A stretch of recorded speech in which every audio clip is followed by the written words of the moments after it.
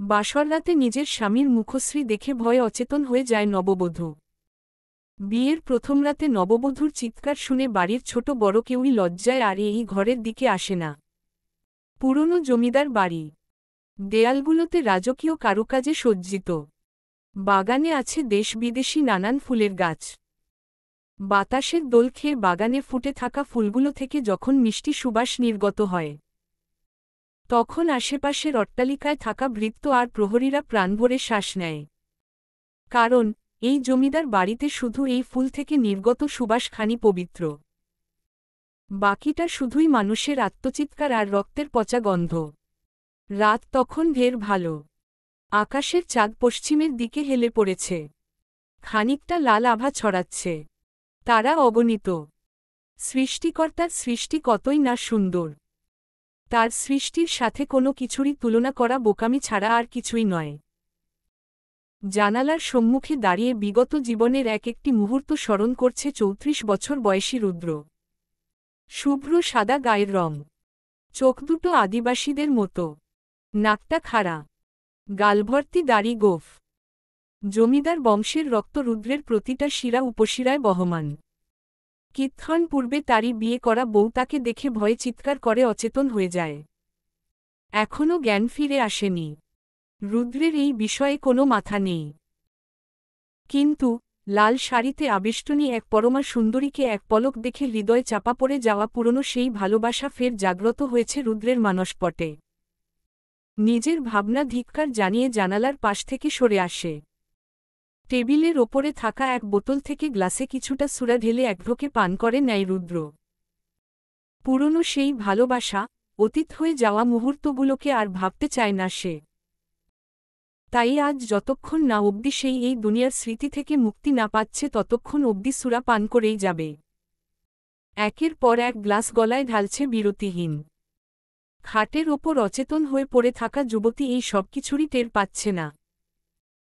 রুদ্র আরও এক গ্লাস সুরা গলায় ঢেলে ক্লান্তি ভরা দৃষ্টি নিয়ে তাকিয়ে আছে অর্ধনগ্ন নারীদেহের দিকে। পেটের ওপরের শাড়িটা সরে গিয়ে দেবীর ন্যায় দেহ উন্মুক্ত হয়ে আছে রুদ্রের চোখের সামনে। রুদ্রের এতক্ষণ অবধি নেশা লাগেনি, কিন্তু এই নারীকে দেখে রুদ্রের ভীষণ নেশা লেগেছে, যাকে বলে কঠিন নেশা। ক্লান্ত দেহকে নিয়ন্ত্রণ করে হেলেদুলে এগিয়ে যায় ফুল দিয়ে সাজানো খাটের দিকে। খাটের কিনারায় দাঁড়িয়ে পলকহীন চোখে তাকিয়ে থাকে নিজের স্ত্রী দিকে। অনেকবার তাকে চোখের সামনে থেকে দেখেছে, কিন্তু এভাবে আজ প্রথমবারের মতো দেখছে। লোভ সামলানো দায় পড়েছে, তাই তো নিঃশব্দে নিজের স্ত্রীর পাশে শুয়ে পড়ে নিঃশ্বাসটাও খুব ধীরে ত্যাগ করছে, যাতে পাশে শুয়ে থাকা তনুজা রুদ্রের উপস্থিতি টের না পায়। তনুজার মুখের দিকে তাকিয়ে থাকতে থাকতেই ক্লান্ত আর নেশার ঘোরে অতল হয়ে ঘুমে ঘরে হারিয়ে যায় রুদ্র। ফজরের নামাজ আদায় করে এই বাড়ির বয়োজ্যেষ্ঠ সদস্য সালেহা তাজবিহ পাঠ করতে করতে বারবার রুদ্রের কামরার দিকে তাকাচ্ছেন। তিনি মনে মনে ভীষণ ভয় পাচ্ছেন। গতকাল রাতে তনুজার আত্মচিৎকারে এই জমিদার বাড়ির প্রতিটা ইট থরথর করে কেঁপে উঠেছে যেন। মেয়েটা আদৌ সুস্থ আছে নাকি সেই ভাবনায় চিন্তায় কাতর হয়ে আছেন সালেহা। সালেহার বারবার রুদ্রের কামরার দিকে তাকানো দেখে রুদ্রের বড় আম্মাজান রুক্মিণী নিজের শাশুড়িকে ধীর গলায় বললেন, আম্মা, আপনি অযথাই ভয় পাচ্ছেন এবং দুশ্চিন্তা করছেন।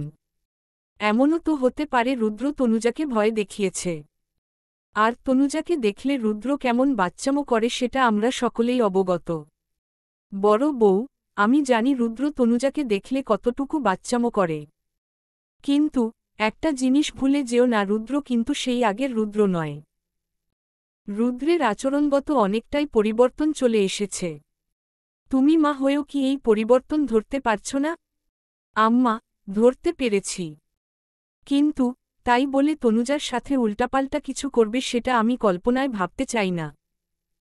কারণ রুদ্র আর যাই কিছু করুক তনুজার সামনে সে কিছুই করতে পারবে না। ছেলের বউয়ের কথা শুনে শান্তি পাচ্ছেন না সালেহা।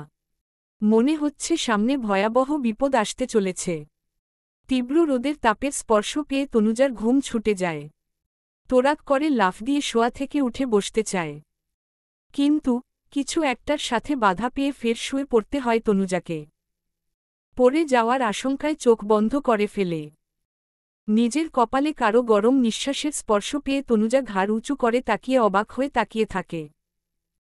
কারণ চোখের সামনে যে আছে সে আর কেউই নয়, রুদ্র, ওর স্বামী, যার সাথে গতকাল তনুজার 100 টাকার কাবিনে বিয়ে হয়েছে। রুদ্র গম্ভীর হয়ে তাকিয়ে আছে তনুজার মুখের দিকে। লেপ্টে যাওয়া চোখের কাজল দেখলে যে কেউ এখন তনুজাকে ভূত বলতে 2 মিনিট সময় নিবে না। হাত বাড়িয়ে আলতোভাবে তনুজার চোখের লেপ্টে যাওয়া কাজল মুছে দেয়। তনুজা চোখ বন্ধ করে শক্ত হয়ে পড়ে থাকে, যেন রুদ্রের সামনে নড়াচড়া করলে 2 নলের বন্দুকে দিয়ে তনুজাকে গুলি করে মেরে ফেলবে। গোসল সেরে তারপরই এই ঘর থেকে বের হবে। গোসল ছাড়া বের হতে যেন না দেখি। কথাটি বলেই তনুজাকে ধাক্কা দিয়ে একপাশে সরিয়ে খাট থেকে নেমে ঘর থেকে বের হয়ে যায়। এইদিকে রুদ্রের কাছ থেকে অনাকাঙ্ক্ষিত আচরণ পেয়ে তনুজার চোখে জল ভরে আসে। গোসল করার মতো কিছু হয়েছে নাকি? এত শীতের সকালে কোন পাগলে গোসল করবে? তনুজা মুখ ভেঙিয়ে খাট থেকে নিচে নেমে পরনের এলোমেলো হয়ে থাকা শাড়িটাকে সুন্দর করে গুছিয়ে আবারও পরিধান করে। তারপর হাঁটতে হাঁটতে বের হয়ে যায় রুদ্রের ঘর থেকে। তারপর সোজা রুদ্রের দাদিজান সালেহার ঘরের দিকে। সালেহার ঘরের দরজা তখন খোলা ছিল বিধায় রুদ্রের ঘর থেকে বের হয়ে যাওয়া এবং তনুজার এই ঘরের দিকে হেঁটে আসা সবটাই দেখছে সালেহা। তনুজা এলে হাতের তাজবিহাটা রেখে তনুজাকে গলায় জড়িয়ে ধরলেন। তনুজা খুশি হয়ে সালেহাকে জড়িয়ে ধরে দাঁড়িয়ে রইল বেশ কিছুক্ষণ ধরে।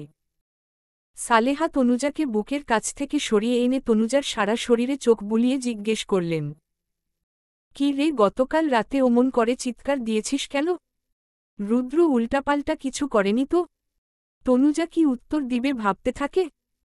যখনই উত্তর গুছিয়ে সালেহাকে বলবে তার আগেই কে যেন এক বালতি ঠান্ডা পানি এনে তনুজার গায়ে ঢেলে দেয়। আকস্মিক ঘটনায় সালেহা এবং তনুজা দুজনেই হতভম্ব হয়ে তাকিয়ে আছে। পরবর্তী পর্ব পেতে চ্যানেলটি সাবস্ক্রাইব করুন।